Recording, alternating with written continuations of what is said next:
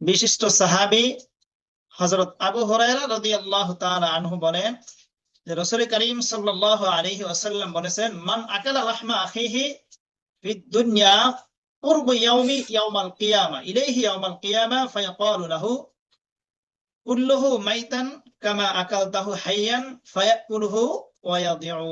দেখো, যে ব্যক্তি দুনিয়ায় তার ভাইয়ের গোশত খায়, অর্থাৎ তার তার গীবত করে, কিয়ামতের দিন তার সামনে এই ব্যক্তির গোশত উপস্থিত করা হবে। কি করা হবে? গোশতকে উপস্থিত করা হবে এবং তাকে বলা হবে, এখন তার গোশত খাও, যেভাবে দুনিয়ায় জীবিত থাকতে তার গোশত খেয়েছ। সে তখন গোশত খাবে ও মারাত্মক লজ্জিত হবে। তাহলে গীবত করা মানে কি বলো? মানুষের গোশত খাওয়ার ন্যায়। মানুষের কি? গোশত খাওয়ার। হ্যাঁ, এজন্য আমাদের কি কি করা যাবে না? গীবত থেকে আমাদেরকে বেঁচে থাকতে হবে। গীবত করা